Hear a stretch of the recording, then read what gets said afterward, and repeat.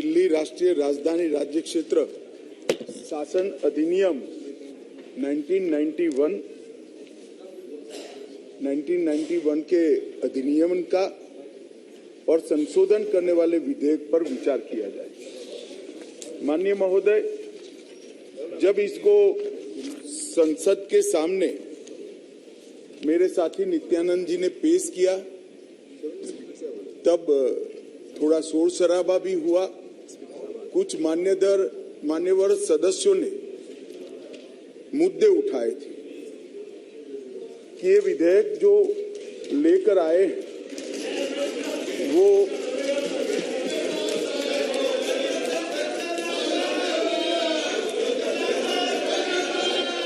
ऐसे ही सदन चलाओ तो अच्छा लगता है। लाने का अधिकार नहीं है। संविधान के तहत संसद की कॉम्पिटेंसी पर भी सवाल उठाए गए हैं और दूसरा ये मुद्दा उठाया गया कि विधेयक जो लेकर मैं इस सदन के सामने उपस्थित हुआ हूं वो विधेयक सुप्रीम कोर्ट के जजमेंट के भावनाओं के विरुद्ध है। मान्यवर, सबसे पहले मैं यह दोनों चीजों का बहुत डिटेल जवाब देना चाहता हूं क्योंकि उस वक्त जब मैं खड़ा हुआ विपक्ष का मूड सुनने का नहीं था। आज कुछ अच्छा भी मूड दिखता है। तो मान्यवर, जब तक कॉम्पिटेंसी का सवाल है,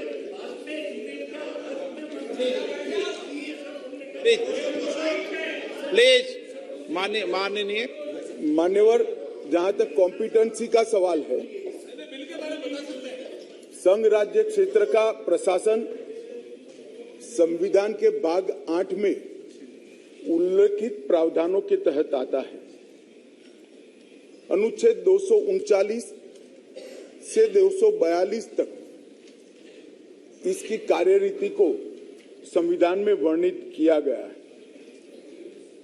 और अनुच्छेद 239 के ए में विशेष प्रावधान किए गए हैं जिसके तहत दिल्ली विधानसभा सहित एक संघ शासित प्रदेश है। तो दिल्ली ना तो पूर्ण राज्य है, ना संघ शासित प्रदेश है, ना संघ शासित प्रदेश विथ असेंबली। क्योंकि ये राजधानी क्षेत्र है, इसको ध्यान में रखते हुए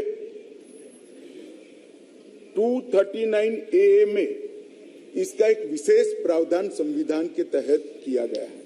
इसकी डिटेल बात मैं बाद में बताऊंगा। अब कहा कि भारत सरकार को इसके बारे में कानून बनाने का अधिकार नहीं है, ऐसा विषय कुछ सदस्यों के द्वारा रखा गया। मैं इस सदन का ध्यान अनुच्छेद 239A3B की तरफ दिलाना चाहता हूं। 239A3B बहुत स्पष्ट है।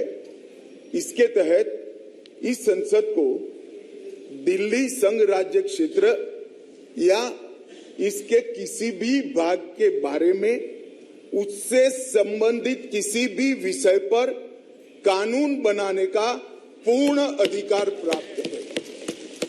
इसलिए कुछ सदस्यों ने जिस बात को इंट्रोडक्शन के वक्त यहां उठाने का प्रयास किया था, मेरा दायित्व बनता है, उस वक्त माहौल ठीक नहीं था, तो आज इसका मैं ढंग से जवाब दूं। मान्यवर, कुछ सदस्यों ने यह भी कहा हाथ में सुप्रीम कोर्ट के जजमेंट रखकर कि ये सर्वोच्च अदालत के आदेश के उल्लंघन कर इसको लाया गया है। मैं वो सभी सदस्यों को विनती करना चाहता हूं कि आपने सर्वोच्च अदालत के आदेश का अपने मनपसंद हिस्सा ही पढ़ा है। जब सर्वोच्च अदालत के आदेश को सदन में कोट करते हैं तो संपूर्ण आदेश का अध्ययन होना जरूरी है। उसका दूसरा हिस्सा भी पारदर्शिता के साथ सदन के सामने रखना चाहिए। खैर, जिन्होंने नहीं रखा, मैं रख देता हूं मान्यवर। मैं स्पष्टता करना चाहता हूं कि ये विधेयक जो है, इसमें सर्वोच्च अदालत के निर्णय को जो उन्होंने रिफर किया है, उसके पैरा 86, पैरा 95 और विशेष कर पैरा 164F की ओर मैं ध्यान आकर्षित करना चाहता हूं। उसमें स्पष्टता से कहा है कि संसद को 239AA के तहत दिल्ली संघ राज्य क्षेत्र के किसी भी विषय पर कानून बनाने का अधिकार है। ये अदालत ने अपने जजमेंट के अंदर बहुत स्पष्ट कर दिया है। मान्यवर, अब मैं थोड़ा विधेयक पर बात करना चाहूंगा। दिल्ली शासन, इसकी एक ऐतिहासिक पृष्ठभूमि है मान्यवर। दिल्ली की स्थापना 1911 में अंग्रेजों के शासन के द्वारा महरौली और दिल्ली दो तहसीलों को पंजाब प्रांत से अलग कर बनाई गई। 1919 और 1935 में ब्रिटिश सरकार ने चीफ कमिश्नर प्रोविंस का नोटिफिकेशन किया और दिल्ली को चीफ कमिश्नर प्रोविंस के तहत रखा गया। आजादी के बाद पट्टाभी सीतारामैया समिति ने दिल्ली को राज्य स्तर का दर्जा देने की सिफारिश की थी। हालांकि जब सिफारिश संविधान सभा के समक्ष आई, मेरा विपक्ष के सदस्यों को विनम्रता से अनुरोध है कि इस बात को जरा गौर से सुनेगा। पट्टाभी सीतारामैया समिति की सिफारिश जब सदन के सामने आई, तब पंडित जवाहरलाल नेहरू जी, श्रीमान सरदार पटेल, राजाजी, राजेंद्र प्रसाद और डॉक्टर अंबेडकर जैसे नेताओं ने इसका विरोध किया कि ये उचित नहीं होगा कि दिल्ली को पूर्ण राज्य का दर्जा दिया जाए। मैं फिर से एक बार रिपीट करता हूं, किसने विरोध किया था? पंडित नेहरू ने किया था, सरदार पटेल ने किया था, राजा जी ने किया, राजेंद्र प्रसाद जी ने किया और अंबेडकर जी ने भी इसका विरोध किया था। और उस वक्त पंडित नेहरू जी के एक चर्चा के हिस्से को मैं सदन के सामने रखना चाहता हूं। 2 साल पहले सदन ने एक समिति, सीतारामैया समिति की नियुक्ति की और अब जब रिपोर्ट आया तब दुनिया बदल गई, भारत बदल गया है और दिल्ली काफी हद तक बदल गई है। इसलिए दिल्ली में हुए इन परिवर्तनों की परवाह किए बगैर उस समिति की सिफारिशों को स्वीकार नहीं कर सकते और स्वीकार करना वास्तविकता से पूरी तरह मुंह मोड़ लेना होगा। एक समय तो नेहरू जी ने संविधान सभा के सदस्यों को यहां तक कहा कि चूंकि नई दिल्ली में 3/4 संपत्ति केंद्र सरकार की है, इसलिए तर्कसंगत यही होगा कि इसको केंद्र के अधीन रखा जाए। बाद में जब अंबेडकर जी ने समापन किया, तब उन्होंने कहा, जहां तक दिल्ली का सवाल है, हमें ऐसा लगता है कि भारत की राजधानी के रूप में शायद ही किसी स्थानीय प्रशासन को मुक्त अधिकार यहां दिए जा सकते हैं। संयुक्त राज्य अमेरिका और ऑस्ट्रेलिया में जो राजधानी के क्षेत्र है, इसकी मिसाल भी उन्होंने वहां दी और उन्होंने कहा कि इसके लिए एक अलग व्यवस्था करनी चाहिए और संविधान सभा में इस पर जोड़ना चाहिए। खैर, मैं इसलिए कहता हूं कि आप जिस चीज का विरोध कर रहे हैं, ये सिफारिश किसकी थी ये आपको मालूम होना चाहिए। ये पंडित नेहरू की सिफारिश थी। मान्यवर,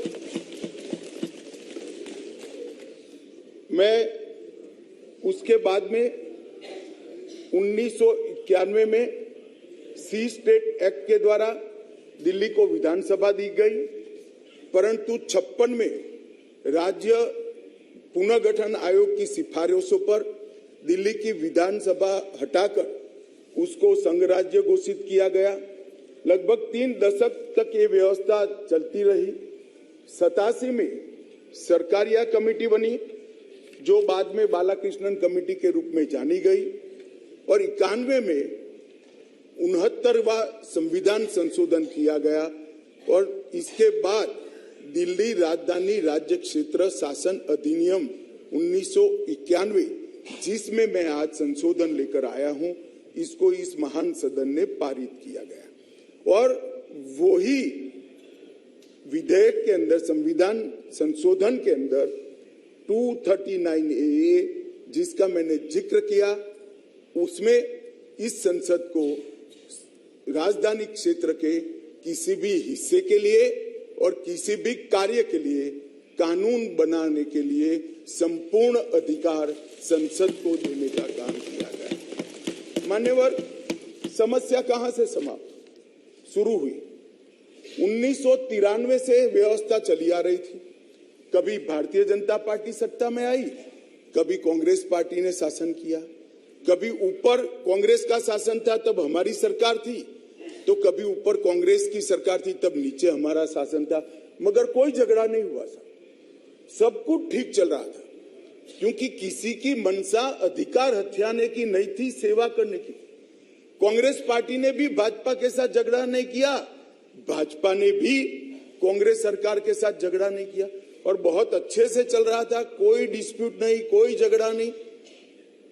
1915 में स्थिति बदली और यहां 2015 में यहां स्थिति बदली और यहां एक ऐसे दल की सरकार आई जिसका मकसद, मुझे कोई झिझक नहीं है कहने में, जिसका मकसद सेवा करना है ही नहीं, झगड़ा करना। माननीय अध्यक्ष जी अनेक पार्टियों के मुख्यमंत्री रहे, अनेक पार्टियों की मिलीजुली सरकार रही, शुद्ध रूप से सरकार रही, मगर राष्ट्र सेवा करने में और जन सेवा करने में किसी भी पार्टी को कोई दिक्कत नहीं आई। मैं बाद में बात करूंगा क्या दिक्कत है वो, उसकी भी डिटेल बात करूंगा, प्रॉब्लम क्या है। प्रॉब्लम ट्रांसफर पोस्टिंग के अधिकार का नहीं है, विजिलेंस को कंट्रोल में लेकर बंगला जो बना दिया है, इसका सत्य छुपाना है। जो भ्रष्टाचार हो रहा है, इसका सत्य छुपाना है। मान्यवर,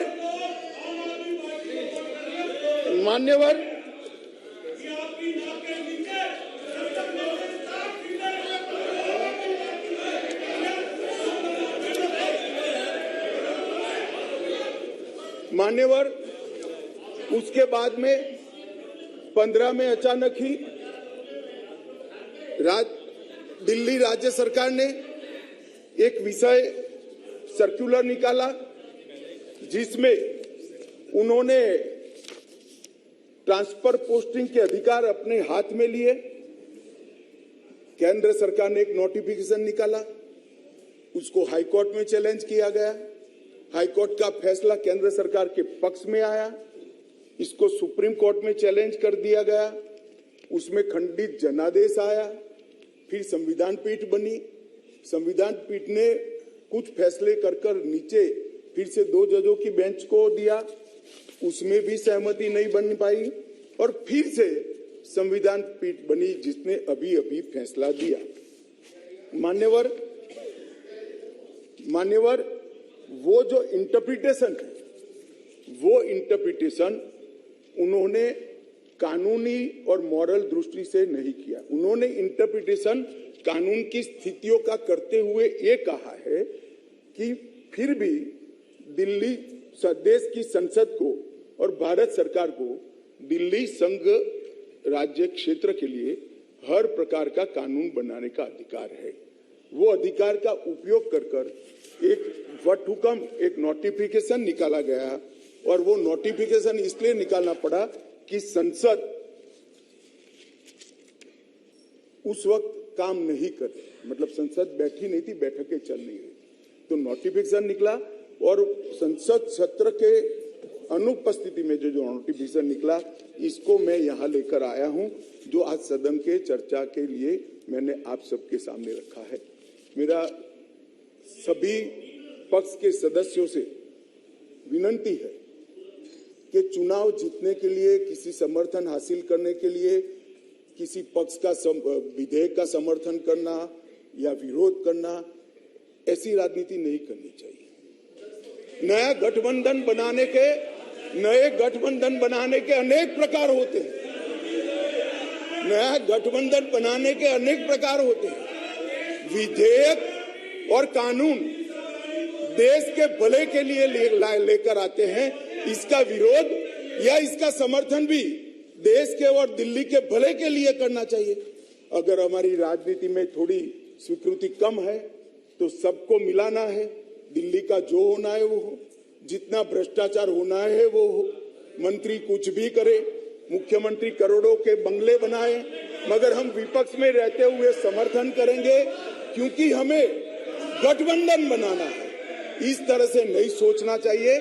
मेरी अपील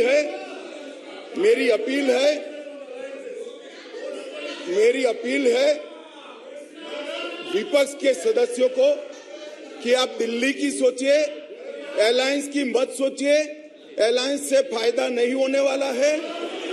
अलायंस होने के बाद भी पूर्ण बहुमत से नरेंद्र मोदी प्रधानमंत्री बनने वाले हैं। इसलिए ये अलायंस के कारण जनता के हितों की बलि मत चढ़ाइए। जनता सब देख रही है। अलायंस कर आप अगर ऐसा सोचते हो, कि जनता का विश्वास हासिल कर दिया जाएगा, जनता का विश्वास आपको मिला था, मगर जिस तरह से 10 साल यूपीए ने शासन चलाया, 12 लाख करोड़ के घपले घोटाले करे, इसलिए आज वहां बैठे। और मैं फिर से कहना चाहता हूं, दिल्ली सरकार के घपले घोटाले भ्रष्टाचार को प्रच्छन्न रूप से अलायंस की गरज के कारण मदद कर रहे हो। पूरा देश देख रहा है और पूरा देश चुनाव में इसका हिसाब किताब करेगा। मान्यवर, मैंने ये सदन के सामने रखा है बिल को। मेरा सभी से निवेदन है कि अलायंस के मद्देनजर इस पर अपना अभिप्राय न करे। देश के और राजधानी क्षेत्र के भले के लिए न्यूट्रलिटी से बात करें। और वैसे भी मैं बता देता हूं, विशेषकर कांग्रेस पार्टी वालों को, कि ये बिल पारित होने के बाद वो अलायंस में आपके साथ आने वाले नहीं है। तो जो सच है वो करिए। इतना अपील करके मेरी बात को समाप्त करें।